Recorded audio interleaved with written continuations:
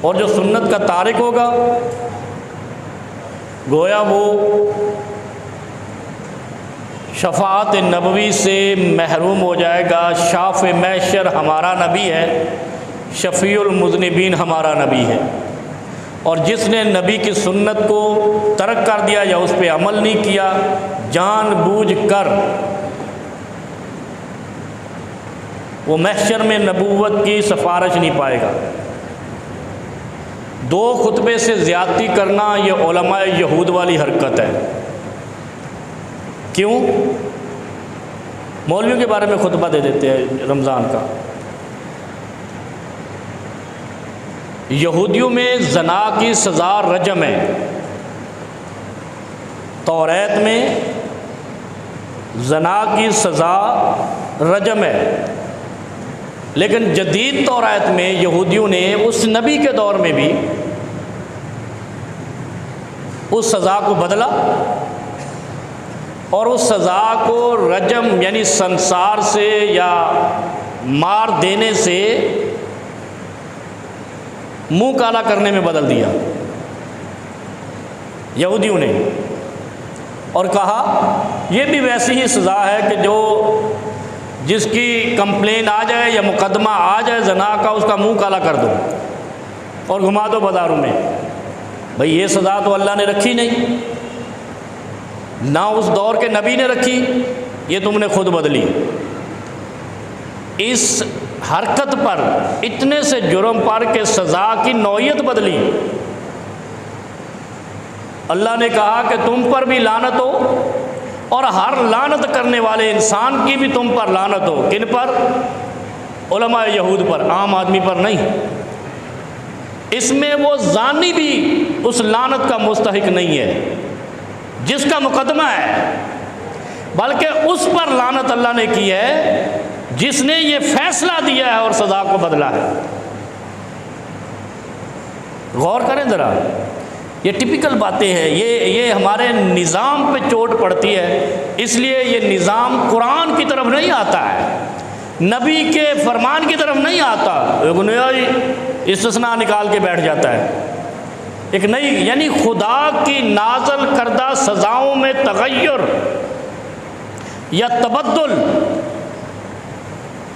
یہ اللہ کی ملعون قوموں کا وتیرہ تھا، اور وہ بھی جو تبدیل کرے وہ جو مرتکب ہو اس جرم کا، پوری انسانیت نہیں، پوری قوم یہود پر لعنت نہیں ہے اس آیت میں۔ یہ آیت نمبر 159 ہے۔ کن پر ہے؟ جنہوں نے سزا بدلی، جنہوں نے ترجمہ بدلا، جنہوں نے تحریف کی، جنہوں نے معنی بدلا۔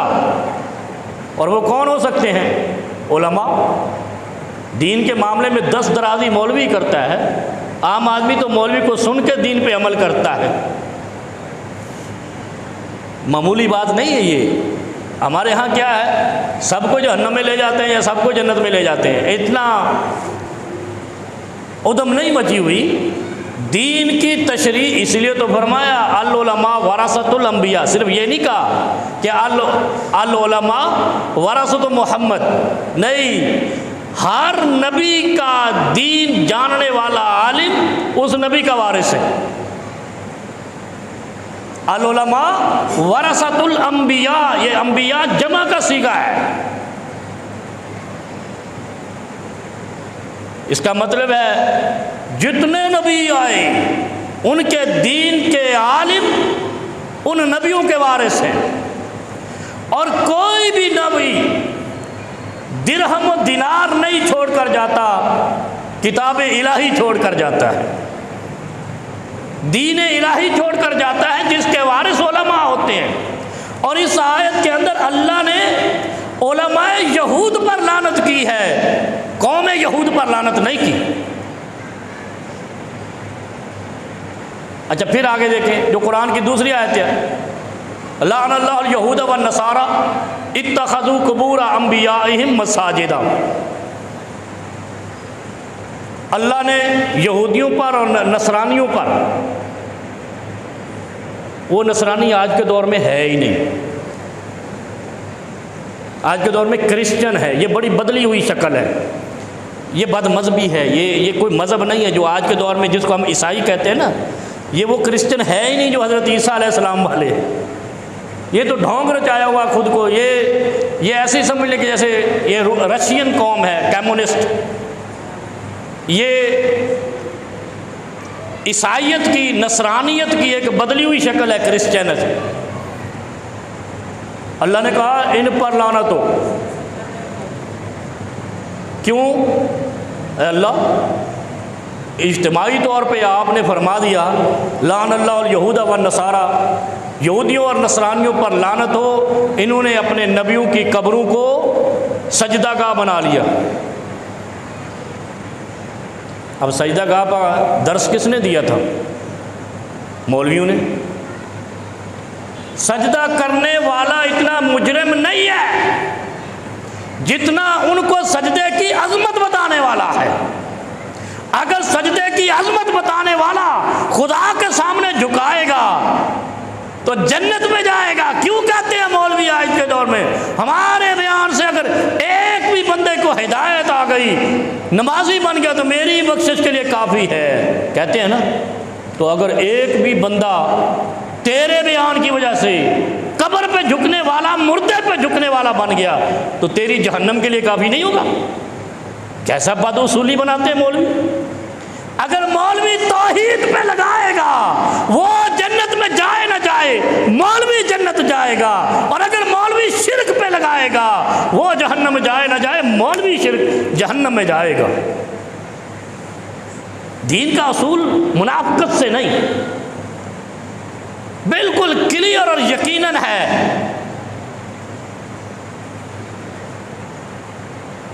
اس لیے اس آیت کے اندر بھی لعن اللہ الیہود والنصارى اتخذوا قبور انبیائہم مساجدا، پہلے مولوی ہیں پھر عام آدمی ہے، کیونکہ آج کے دور میں دیکھ لو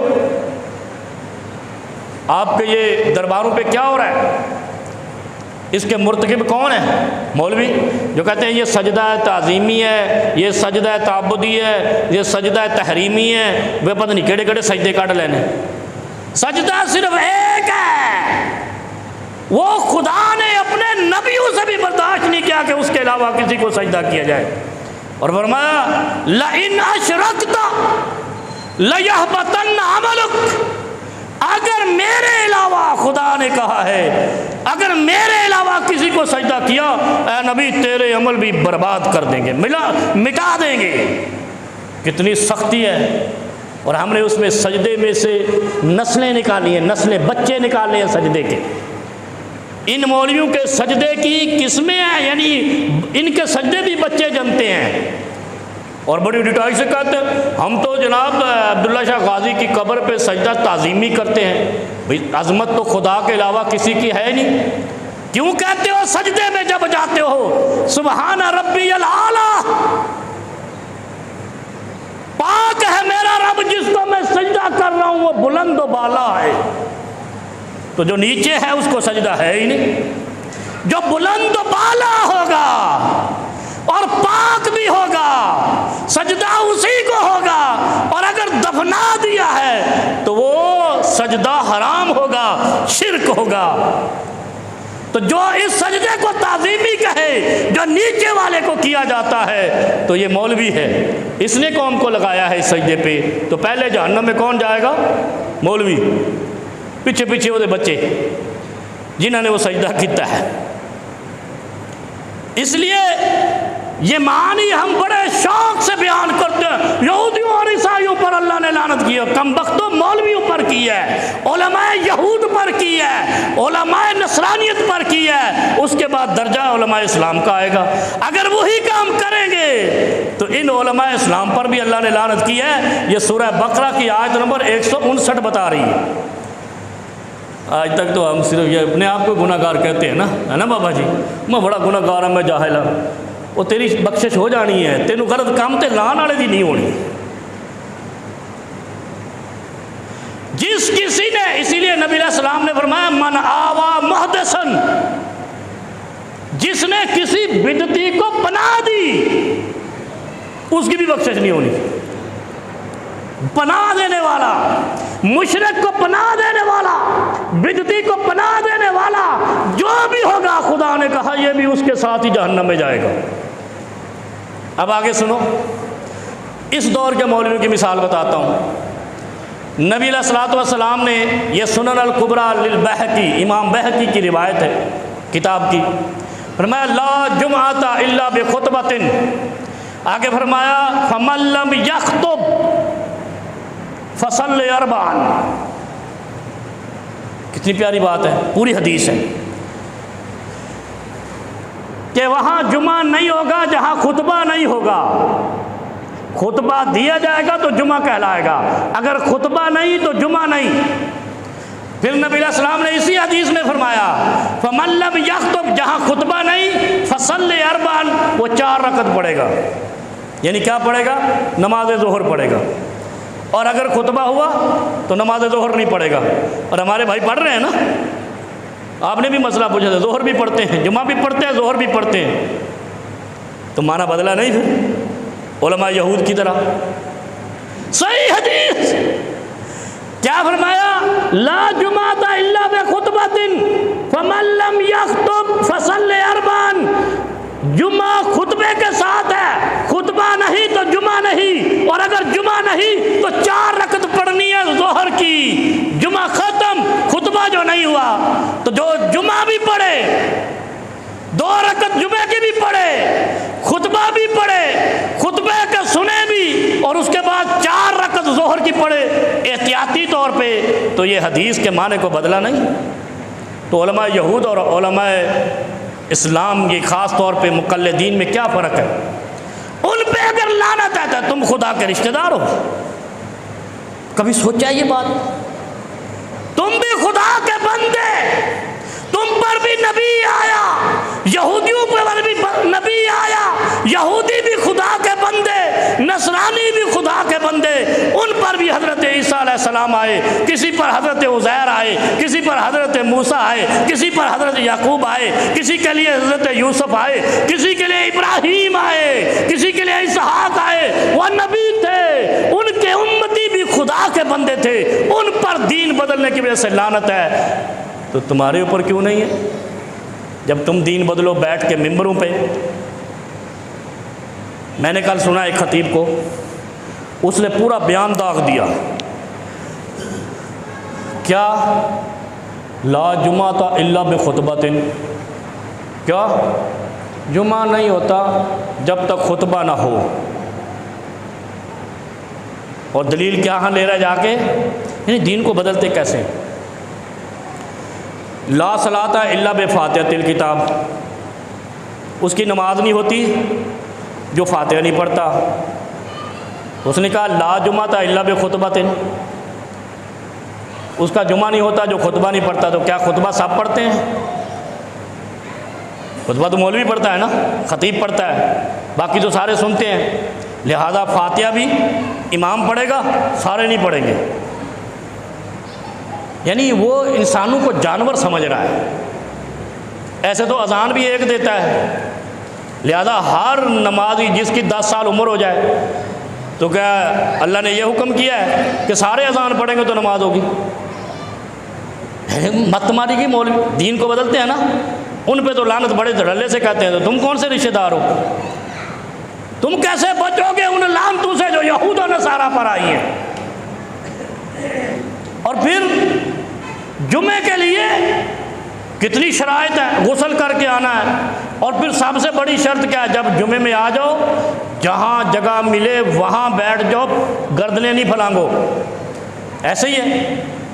اور نماز کے لیے کیا حکم ہے؟ جہاں خالی جگہ پہلے اس کو پور کرو، پھر اگلی صف بناؤ۔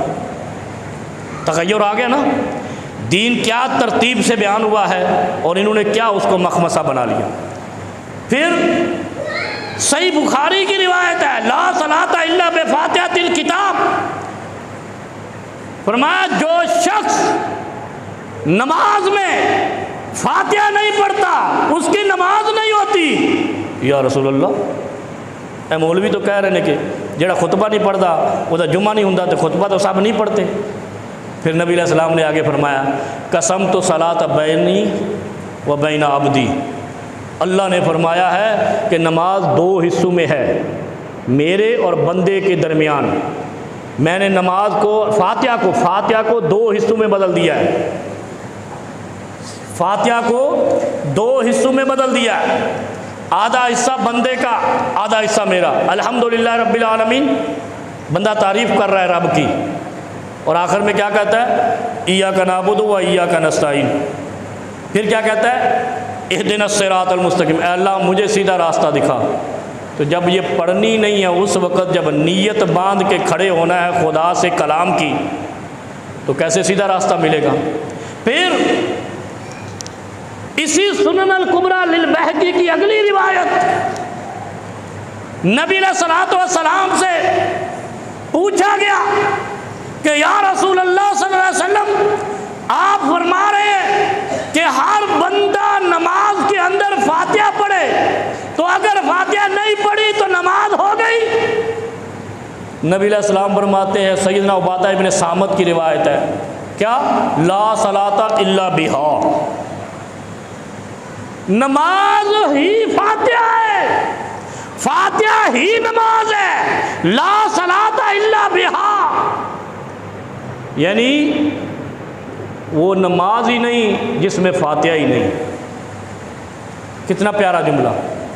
پھر سیدنا ابی ہریرہ رضی اللہ عنہ روایت کرتے ہیں، ان سے کسی نے پوچھا، اے ابو ہریرہ، آپ کہہ رہے ہیں جس نے فاتحہ نہیں پڑھی اس کی نماز نہیں ہوئی، تو جب ہم امام کے پیچھے ہوں تو کیا کریں؟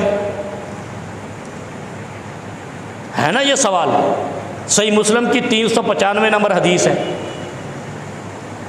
395 نمبر حدیث ہے کہ میں نے نماز امام کے پیچھے پڑھنی ہے۔ اور ابو ہریرہ رضی اللہ عنہ صحابی رسول کون سے ہیں پتہ ہے؟ یہ محدث صحابہ ہیں۔ جتنے صحابہ نبی علیہ الصلوۃ والسلام کے دور میں اہل بیت سمیت سب میں سب سے بڑے حدیث کے راوی سیدنا ابی ہریرہ رضی اللہ عنہ۔ اور یہ صرف میرے مسلک کے ہاں نہیں، دیوبندیوں کے ہاں، بریلویوں کے ہاں، اور شیعہ بھی مانتے ہیں اس کو۔ تنقید تو صحابہ پہ ان کے نصیب میں لکھی ہے، لیکن وہ یہ کہتے ہیں کہ سب سے بڑی اہل سنت کے راوی سیدنا ابی ہریرہ رضی اللہ عنہ ہے۔ اور سیدنا ابی ہریرہ رضی اللہ عنہ کون ہے؟ جن سے نبی علیہ الصلوۃ والسلام بڑی ہی شدید محبت کرتے تھے، اور ان کا ابی ہریرہ نام بھی نبی علیہ الصلوۃ والسلام نے رکھا تھا۔ ایک بلی سے کھیلتے تھے بہت، ایک بلی سے بچے سے کھیل رہے ہیں، نبی علیہ السلام نے دیکھا، جیسے حضرت علی سے فرمایا نا، یا ابا تراب، مٹی میں کھیل رہے تھے، ریت میں، بچے تھے نا، مٹی میں لیٹنیاں مار رہے ہیں، کبھی ادھر کروٹیں لے رہے ہیں۔ تو نبی علیہ الصلوۃ والسلام کا گزر ہوا، اے ابا تراب، اے مٹی کے باپ۔ اسی طرح حضرت ابو ہریرہ رضی اللہ عنہ بلی سے کھیل رہے ہیں، تو نبی علیہ الصلوۃ والسلام کا گزر ہوا، اے ابو ہریرہ، اے بلی کے باپ۔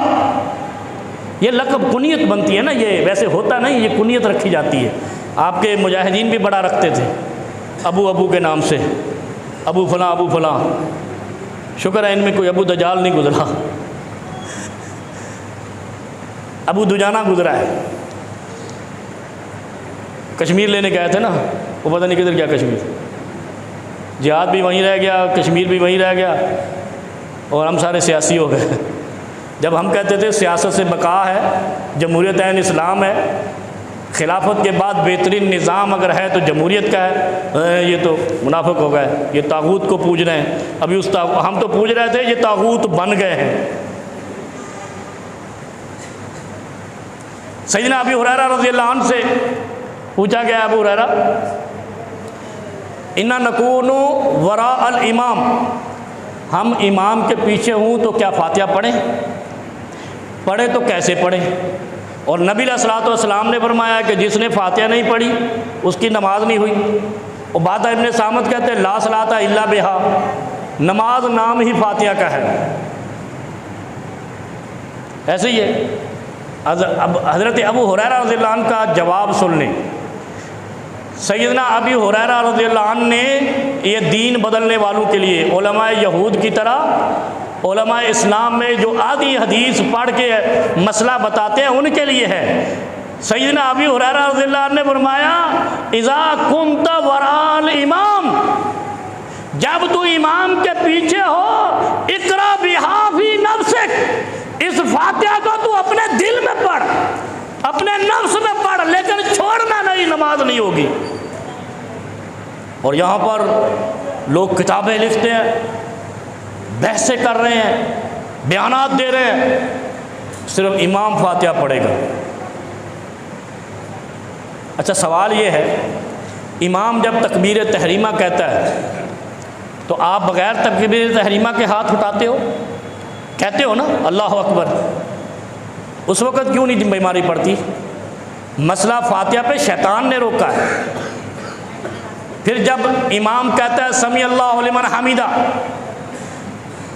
تو تم ایسے ہی کھڑے ہو جاتے ہو جو کچھ پڑھتے ہو، ربنا ولک الحمد کہتے ہو تو وہاں نماز نہیں ٹوٹتی، وہاں خلل نہیں آتا۔ پھر جب تم سجدے میں جاتے ہو، امام بھی کہہ رہا ہوتا ہے سبحان ربی الاعلیٰ اور تم بھی کہہ رہے ہوتے ہو سبحان ربی الاعلیٰ، کیا ہوا؟ سبحان ربی الاعلیٰ، وہاں نہیں مصیبت پڑتی۔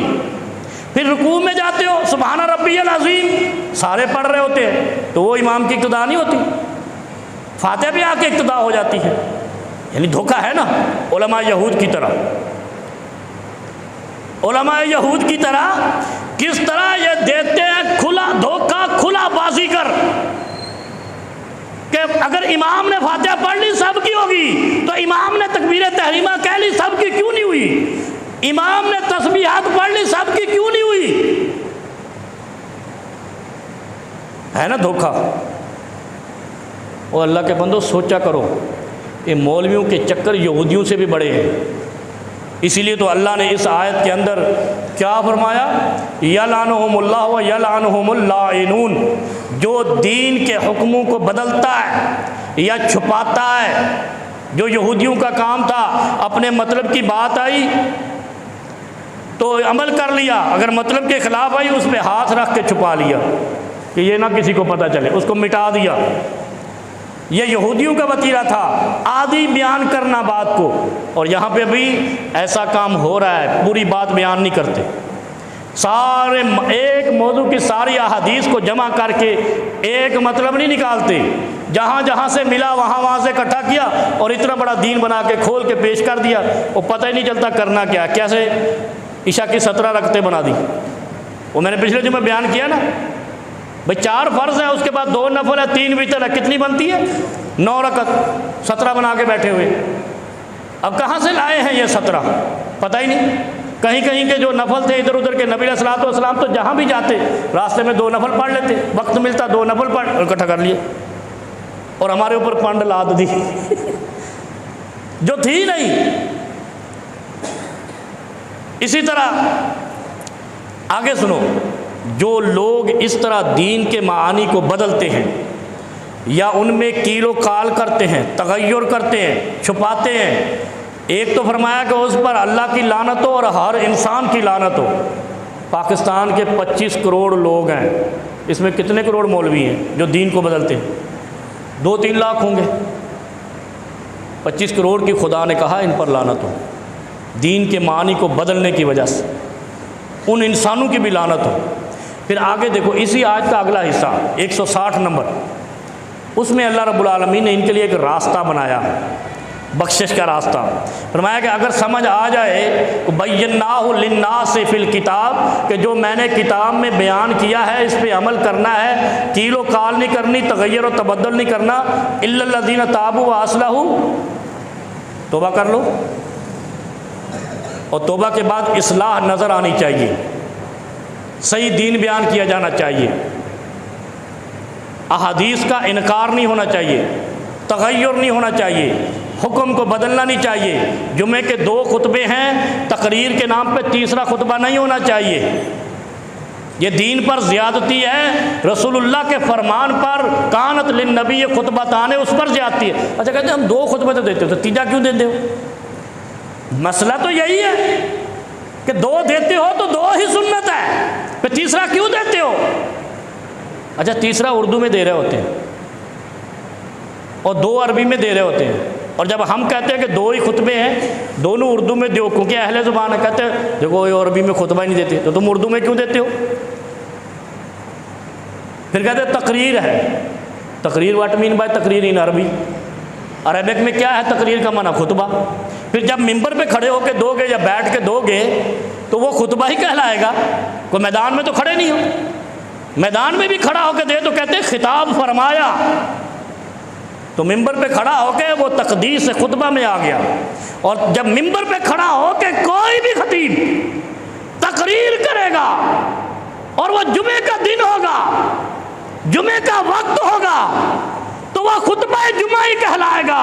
کیسے گمراہ کرتے ہیں یہودیوں کے علماء کی طرف، جمعے کا وقت ہے، ممبر پہ بیٹھے ہیں، اردو میں تقریر کر رہے ہیں، کہہ رہے ہیں یہ خطبہ جمعہ نہیں ہے، تو ایسے کی کر دینے وہ دمال پا رہے ہیں۔ جب خطبے کے ٹائم پہ تو تقریر کرے گا اور وہ تیسرے نمبر پہ آئے گی تو وہ خطبہ جمعہ ہی کہلائے گی۔ ان کے لیے اللہ رب العالمین نے ایک راستہ بنایا۔ پہلے تو کہا کہ ان پر لعنت ہو، یہ علماء یہود کی طرح دین کو بدلتے ہیں، ان پر انسانوں کی بھی لعنت ہو، اللہ کی بھی لعنت ہو۔ پھر کہا اگر تمہیں خدا کی باتوں سے ڈر لگتا ہے نا، الا الذین تابوا واصلحوا، تو توبہ کرو، اصلاح کرو، وبینوا، بینوا کیا ہے؟ سر عام معافی مانگو کہ ہم غلط کر رہے ہیں۔ پاکستان میں کوئی مولوی اپنی غلطی ماننے کو تیار ہے کہ میں غلط کر رہا ہوں؟ اس غلطی پہ میں نے ایک جمعہ بتایا تھا نا آپ کو، بڑا وہ بھی چاہے وہ مقبولیت پائی اس نے، اور میں نے کہا تھا یہاں ایک مولوی لکھ گیا آج سے کوئی 100 سال 150 سال پہلے، غلطی سے لکھ گیا یا جانے بوجھے لکھ گیا کہ اگر انگلی پہ نجاست لگی ہو چاٹنے سے انگلی پاک ہو جائے گی۔ آج کے دور کا مولوی انگلی چاٹنے کی نجاست کو اس کی بات کو دلیلوں سے ثابت کر رہا تھا، اور کر کیا رہا تھا؟ اگر وہ چاٹ لے گا انگلی پاک ہو جائے گی، زبان نہ پاک ہو جائے گی۔ لاکھ لعنتی، یعنی کھا رہے ہے تو پلید زبان سے، تبھی تو پلید بکتا ہے۔ بھائی یہ کس نے بتایا ہے کہ چاٹنے سے غلاظت پاک ہوتی ہے؟ دھونے سے ہے، رگڑنے سے ہے، مسح کرنے سے ہے۔ ایسے لوگ لگے ہوئے دین کو بدلتے ہیں۔ فرمایا الا الذین تابوا واصلحوا وبینوا، توبہ بھی کریں، رجوع بھی، اصلاح کا مطلب ہے رجوع کریں کہ ہم نے غلط کیا ہے، ہم اللہ سے معافی مانگتے ہیں، ہمیں معاف کرنا۔ کسی نے سجدوں پہ لگا دیا ہے مردوں کی، کسی نے دین کے معنی بدلنے، آدھی حدیثیں بیان کرنے پہ لگا دیا ہے۔ فرمایا بینوا، پھر یہ واضح معافی مانگو، بیان کرو سرعام کہ وہ جو مسئلہ میں نے بیان کیا تھا وہ غلط تھا، رجوع کرو، توبہ کرو۔ پھر آگے کیا فرمایا؟ فَأُولَٰئِکَ أَتُوبُ عَلَیْہِمْ، پھر میں ان کی توبہ قبول کروں گا۔